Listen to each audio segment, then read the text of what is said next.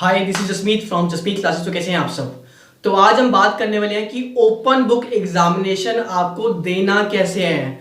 आप सबके बहुत से डाउट्स हैं भाई, पेपर देना कैसे है, ऑफलाइन होगा ऑनलाइन होगा, क्या घर पे बैठ के दे पाएंगे, कितने घंटे का टाइम होगा, अगर पेपर डाउनलोड नहीं कर पाएंगे तो क्या करेंगे, अपलोड करने में कोई दिक्कत हुई तो कैसे करेंगे, कौन सी शीट पे लिखना है, किस तरीके से लिखना है, एक आंसर को कितने पेजेस में लिखना है, प्रॉपर तरीके से आज सभी डाउट्स मैं आप सबके क्लियर करने वाला हूं। और मेरे साथ हैं विशाल सर, ठीक है, जो कि आपकी प्रॉपर तरीके से हेल्प करेंगे, आपको बताएंगे साथ साथ स्टेप बाय स्टेप आपको किन किन चीजों का ध्यान रखना है और कौन सी चीजें आपको बिल्कुल भी नहीं करनी है।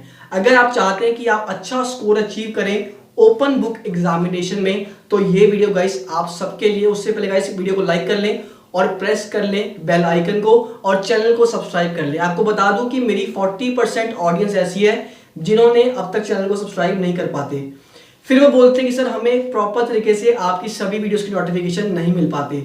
तो आज चैनल को सब्सक्राइब करें और प्रेस कर लें बेल आइकन को भी।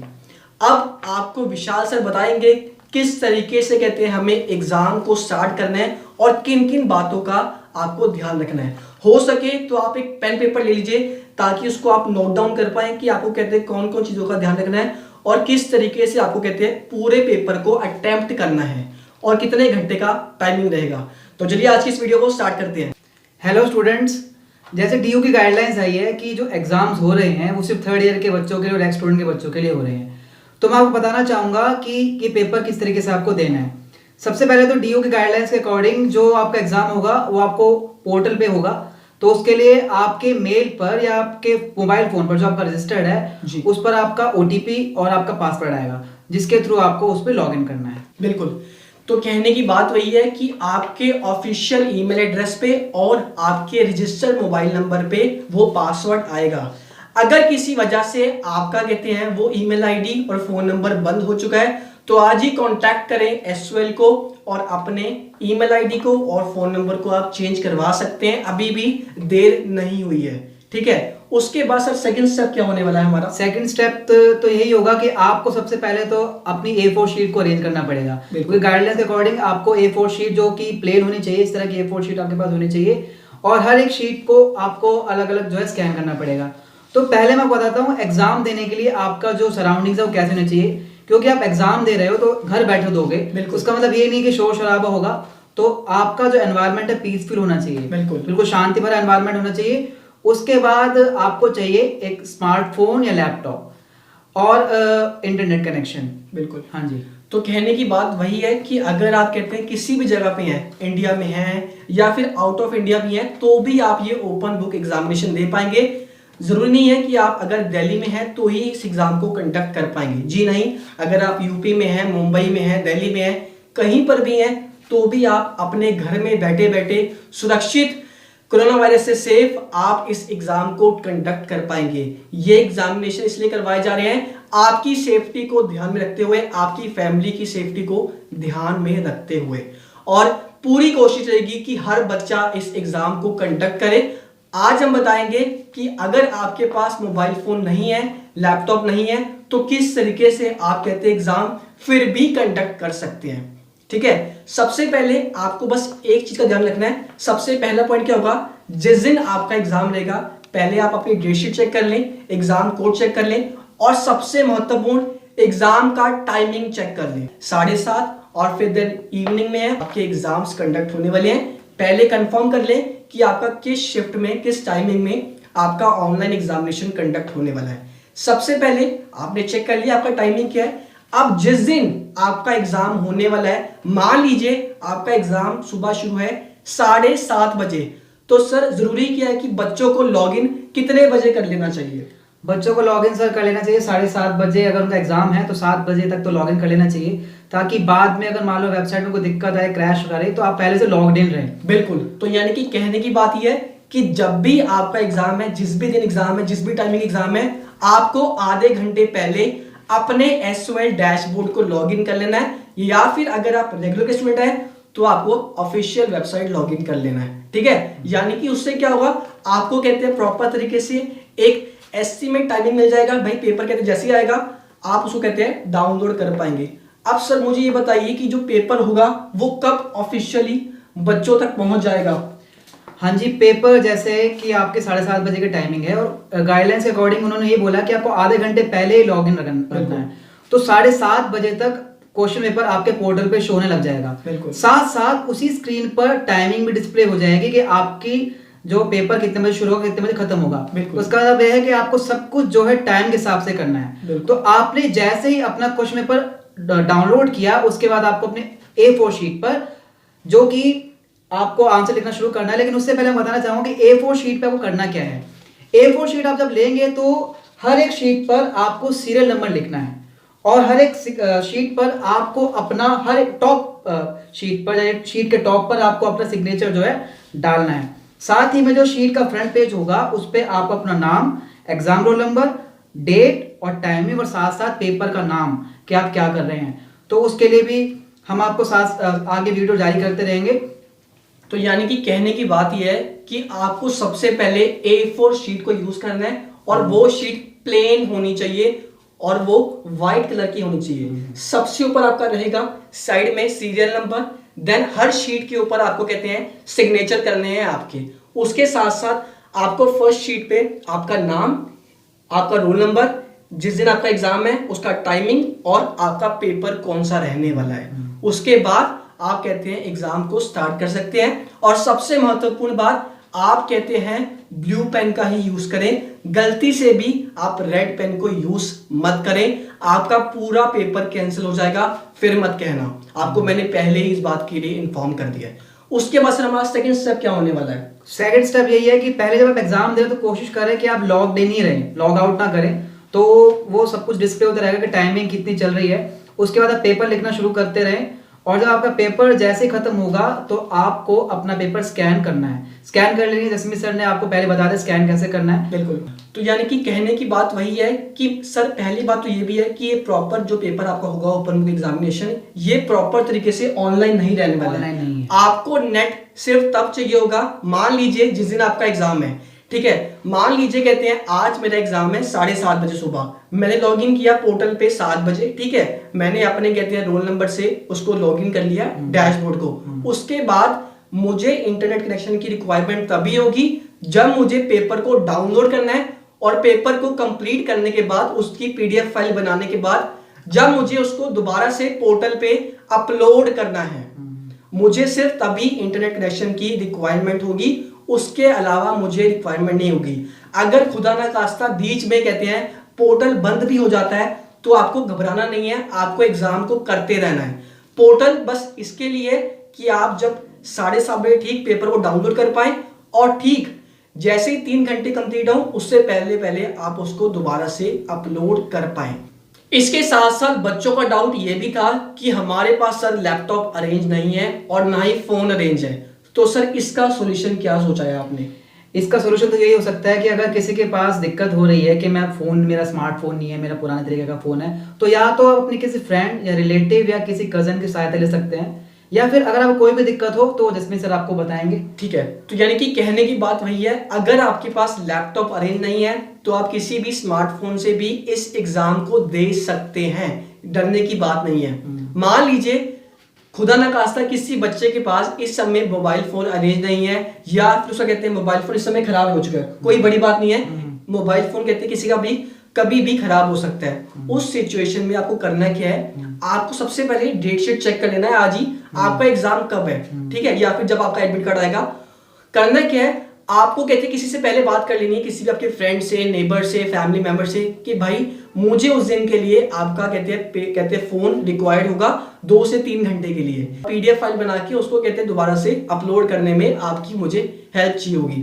तो यानी कि इस तरीके से भी कहते हैं आप ओपन बुक एग्जामिनेशन को दे पाएंगे। तो यानी कि कहने की बात यही है कि जो एग्जाम कराया जा रहा है ओपन बुक एग्जामिनेशन, इसके जो मेन रिक्वायरमेंट है और जो मेन इसका मोटिव है ये है कि बच्चों का फ्यूचर खराब ना हो। इस कोविड-19 की सिचुएशन में जहां पूरा इंडिया, पूरा वर्ल्ड जूझ रहा है कोरोना वायरस से, हम चाहते हैं कि आपका भविष्य खराब ना हो। हर यूनिवर्सिटी कहते हैं प्रयास कर रही है कि आपके एग्जाम्स कंडक्ट हो जाएं। घर पे बैठे बैठे आपकी सेफ्टी के साथ साथ आपकी फैमिली की भी सेफ्टी को ध्यान में रखते हुए ये ओपन बुक एग्जामिनेशन कंडक्ट करवाए जा रहे हैं। इसके बाद सर हमारा कहते हैं नेक्स्ट स्टेप क्या रहने वाला है? नेक्स्ट स्टेप ये है कि आपको दोबारा बताना चाहूंगा कि ये कंप्लीट प्रोसेस जो है ऑनलाइन प्रोसेस नहीं है। आपको सिर्फ डाउनलोडिंग और अपलोडिंग के लिए ही आपको इंटरनेट का यूज होगा। तो देखा जाए तो डीयू ने ये बोला है कि पूरे 3 घंटे आपको दिए जाएंगे। इस 3 घंटे में उन्होंने ये कहा है कि 2 घंटे लिखने के और 1 घंटा डाउनलोडिंग द क्वेश्चन पेपर और अपलोडिंग द आंसर शीट। तो इस बात का ध्यान रखना कि आप चाहे 2 घंटे से ज्यादा भी लगा सकते हैं, हल्का थोड़ा, लेकिन आपको स्कैन करना अच्छे से आना चाहिए कि और आपको डाउनलोडिंग अपलोडिंग का जो है क्राइटेरिया पता होना चाहिए ताकि आप उसका भी टाइम फटाफट कर सके। लेकिन आप इस बात का ध्यान रखना, एक बार आपने जो आंसर शीट अपलोड कर दी उसको री अपलोड नहीं कर सकते। इसलिए ध्यान से अपना आंसर लिखना और उसको स्कैन करना और उसको अपलोड करना। ठीक है, तो यानी कि वही बात है कि आपको 3 घंटे का समय दिया जाएगा। हालांकि कहने की बात यह है कि 2 घंटे का समय है पेपर को लिखने के लिए, 1 घंटे का समय है डाउनलोड करने के लिए, पीडीएफ फाइल तैयार करने के लिए, उसको फिर दोबारा से अपलोड करने के लिए। अब आपको बता दूं कि आपको 3 घंटे किस तरीके से मैनेज करने हैं। आपको बता दूं कि मैंने वीडियो पहले अपलोड कर दी है कि पीडीएफ फाइल आप किस तरीके से बना सकते हैं मात्र 2 से 5 मिनट के अंदर अंदर। ठीक है, वो भी किसी भी फोन से। ठीक है, प्ले स्टोर पे एप्लीकेशन अवेलेबल है कैम स्कैनर, या फिर कहते हैं आप किसी भी और एप्लीकेशन को यूज कर सकते हैं। मुझे वो लगी इजी यूज करना, इसलिए मैंने कहते हैं बच्चों को वही रिकमेंड किया। ठीक है, उसके बाद करना क्या है, आप पहले ही प्रैक्टिस कर लीजिए कि आपको पीडीएफ फाइल किस तरीके से बनानी है। अगर आपको कहते हैं पहले गाइडलाइंस होगी, आपको पहले पता होगा कि फाइल कैसे बनती है, आपको एग्जाम वाले दिन मुश्किल से 2 या 5 मिनट का समय लगेगा पीडीएफ फाइल को बनाने के अंदर अंदर। ठीक है, आप चाहें तो लिखने के लिए 2 घंटे से ज्यादा का समय भी ले सकते हैं अगर आपके इंटरनेट की स्पीड अच्छी है तो।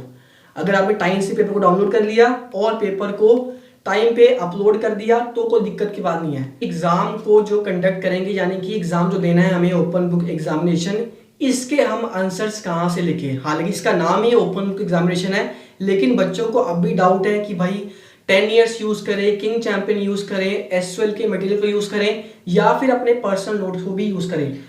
बिल्कुल सर, जो आपने बोला है हम उन्हीं सब का इस्तेमाल कर सकते हैं, यानी अपने पर्सनल नोट्स का, कोई भी रेफरेंस बुक का, टेक्स्ट बुक का, एसएल की बुक्स का, या फिर कोई भी 10 ईयर किंग चैंपियन जिस तरह का भी इस्तेमाल कर सकते हैं। लेकिन ध्यान रखें कि कंप्लीट बुक लैंग्वेज अगर आप लिखेंगे तो वो भी बात सही नहीं है। इसलिए अगर आप कॉमन सेंस लगाकर अपनी भी लैंग्वेज में कुछ लिखें तो वो सही माना जाएगा, तो टीचर को लगेगा कि बच्चा बिल्कुल जो है नालायक नहीं है। इसलिए आप इसका ध्यान जरूर रखें। तो यानी कि अगर आप कहते हैं किसी आंसर को कहते हैं सर्च भी करते हैं गूगल पे, यूट्यूब पे, उसको आप कहते हैं एज इट इज लैंग्वेज में मत लिखना। मैं स्टार्टिंग से कहता हूँ हर एग्जाम में हर आंसर्स के लिए आपको अपने थॉट्स मेंशन करने ही करने हैं। खासकर जो बच्चे बीए वाले हैं वो तो बिल्कुल ध्यान से कहते हैं प्रॉपर तरीके से बुक लैंग्वेज मत टेप देना, एज इट इज कॉपी मत कर देना एज इट इज। उसके लिए प्लीज अपने थॉट्स को भी ध्यान में रखते हुए कुछ पॉइंट्स घुमा फिरा के लिख देना ताकि आपका पेपर सेफ हो जाए, आपका पेपर कैंसिल ना हो किसी भी वजह से। मैं चाहता हूं कि आप ज्यादा से ज्यादा अच्छा स्कोर अचीव करो इस ओपन बुक एग्जामिनेशन में। इसके साथ साथ बच्चों को डाउट ये भी था कि सर मान लीजिए अगर आप कहते हैं 2 या 3 बच्चे हैं, ठीक है, वो एक ही ग्रुप के हैं, अगर वो कहते हैं किसी के भी एक के घर पे जाके ग्रुप में अगर कहते हैं उस पेपर को कहते हैं अटेम्प्ट करते हैं, क्या वो सही होगा या गलत। उसके साथ साथ एक चीज और इंपॉर्टेंट है, अगर मान लीजिए अगर मैं कहते हैं कोई भी एक आंसर लिख रहा हूं, उसके साथ साथ विशाल सर भी कहते हैं उस क्वेश्चन को, उस आंसर को एज इट इज अपने एग्जाम में लिख देते हैं, तो आपका वो एग्जाम कैंसिल भी हो सकता है। ये बात का भी ध्यान रखना कि पेपर को अगर यार दोस्त मिलके या फिर आपके फ्रेंड्स मिलके पेपर अटेम्प्ट कर रहे हैं तो क्या करना है, पेपर को as it is same to same copy नहीं कर देना, वरना आपका एग्जाम कैंसिल भी हो सकता है। इसके साथ साथ सर जो बच्चे पीडब्ल्यूडी के हैं उनको कितने घंटे का समय दिया जाएगा? हाँ जी, पीडब्ल्यूडी यानी पर्सन विद डिसेबिलिटी, यानी जो डिसेबल पर्सन है उनके लिए डीयू ने 5 आवर्स का जो है टाइम जो डिसाइड किया है। यानी कि वही बात है, एसयूएल ने भी, रेगुलर ने भी और एनसी वेब ने भी 5 घंटे का समय दिया है पीडब्ल्यूडी स्टूडेंट्स को। ठीक है, वो अपना एग्जाम 5 घंटे के अंदर अंदर कंप्लीट कर सकते हैं। हाँ जी, तो अभी तक हमने क्या बात की कि पेपर को लॉगिन आधे घंटे पहले करना है, उसके बाद आपको क्वेश्चन पेपर को डाउनलोड करना है, आंसर लिखना स्टार्ट करना है, आंसर के बाद आपको स्कैन करना है, फिर अपलोड करना है। लेकिन वो जो एक बहुत जरूरी बात है जो कि हमने नहीं की, वो है अंडरटेकिंग की। वो Yes. सर आपको बताएंगे। यानी कि कहने की बात वही है जिसको बोलते हैं डिक्लेरेशन, यानी कि इसको बोलते हैं अंडरटेकिंग। यानी कि मान लीजिए जब आप कहते हैं एक पीडीएफ फाइल को बना के पोर्टल पे दोबारा से अपलोड करेंगे, तो वहां पे आपको कहते हैं एक अंडरटेकिंग भी भरना पड़ेगा कि हाँ मेरा नाम ये है सन ऑफ, और कहते हैं ये मैंने आज एग्जाम दिया और मैं ही इस आंसर शीट को मैंने कंप्लीट किया है और मैं इसको अपलोड कर रहा हूं। सबसे गौर करने वाली बात यह है कि अगर आपने एक बार फाइल को अपलोड कर दिया, उसको आप दोबारा से अपलोड नहीं कर पाओगे, दोबारा से चेंजेस नहीं कर पाओगे। तो बहुत ही सोच समझकर पीडीएफ फाइल बनने के बाद चेक करके उस फाइल को आप कहते हैं अपलोड करना पोर्टल पे। सबसे महत्वपूर्ण बात यह भी है कि मान लीजिए पेपर शुरू हुआ 7:30 बजे, अगर आप पेपर को 8 बजे स्टार्ट करते हैं तो पेपर को आपको 10:30 बजे तक कंप्लीट करना पड़ेगा। यानी कि ये आपकी गलती मानी जाएगी अगर आपने पेपर को लेट स्टार्ट किया। ये उसी तरह से जैसे आप एग्जाम हॉल में जब लेट हो जाते हैं तो आपका पेपर उसी समय खत्म होता है जिस टाइम वो होता है। तो इसलिए मत सोचना कि सुबह मुझसे उठा नहीं जा रहा, मैं लेट उठूंगा, लॉगिन लेट करूंगा। तो उस चीज का ध्यान रखना, जिस टाइमिंग है यानी 7:30 का पेपर, तो 7 बजे ही आपको वो वहां पे लॉगिन करना पड़ेगा। बिल्कुल। तो यानी कि कहने की बात ये है कि जब भी आपका एग्जाम है थोड़ा पहले लॉगिन करें आधा घंटा, और A4 शीट्स को कहते हैं अपने पास पहले ही तैयार रख लें। आप कहते हैं किसी भी स्टेशनरी शॉप से A4 शीट्स को परचेज कर सकते हो। ध्यान रखें शीट्स प्लेन हो और वाइट कलर की हो, ठीक है। और हर शीट के ऊपर आपको साइन जरूर करना है अपना, और सीरियल नंबर भी डालना है। सर बहुत बच्चों को ये भी डाउट्स है कि A4 शीट तो कंप्लीट जो है व्हाइट ब्लैंक शीट होती है, तो हमें तो आदत है लाइनिंग वाली शीट पर लिखने की, तो अगर हम लिखेंगे तो हमारा जो है सांप सीढ़ी बन जाएगी। तो हम किस तरह से उसको लिख सकते हैं, उसका कोई सोल्यूशन है क्या? सर इसका सोल्यूशन ये भी है कि आप एक काम कर सकते हैं, अगर आप चाहें तो आप एक लाइट पेंसिल का यूज कर सकते हैं, ठीक है। लाइट पेंसिल वो जो सिर्फ आपको दिखे, लाइंस को कहते हैं खींचने के लिए, ठीक है। यानी कि आपने कहते हैं पहले तैयारी कर ली, सभी शीट्स पे कहते हैं आपने लाइन को खींच दिया लाइट पेंसिल से, ताकि जब वो पेपर को स्कैन करे तो उसमें वो शो ना करे। इससे आपको ये हेल्प मिलेगी कि आप कहते हैं प्रॉपर शेप में उस आंसर को, उस पूरे पेपर को कंडक्ट कर पाएंगे विदाउट एनी खचर पचड़। हाँ जी, बाकी कोशिश यही करें कि आपको जो आप आंसर दे रहे हैं वो खिचड़ी बना के ना लिखें, प्रॉपर तरीके से लिखें। बिना लाइन के भी आप अच्छा लिख सकते हो, लेकिन कोशिश करें कि लाइंस के भी साथ भी लिखें अच्छा, और बिना लाइन के भी साथ अच्छा लिखें। तो गाइस यही था complete procedure open book examination का। इसके अलावा हमारी एक और वीडियो दोबारा आएगी, पार्ट 2। ये अभी पार्ट 1 था, किस तरीके से पूरे एग्जाम को कंडक्ट करना है। तो गाइस प्लीज यार वीडियो को लाइक करना और चैनल को सब्सक्राइब करना और प्रेस करना है बेल आइकन को, और अपने फ्रेंड्स के साथ इस वीडियो को जरूर शेयर करना। और नीचे बताओ कमेंट बॉक्स में कि वीडियो आपको कैसी लगी। मिलते हैं आपको नेक्स्ट वीडियो में। Till then work hard, focus on your studies, stay safe, bye bye, see you, take care.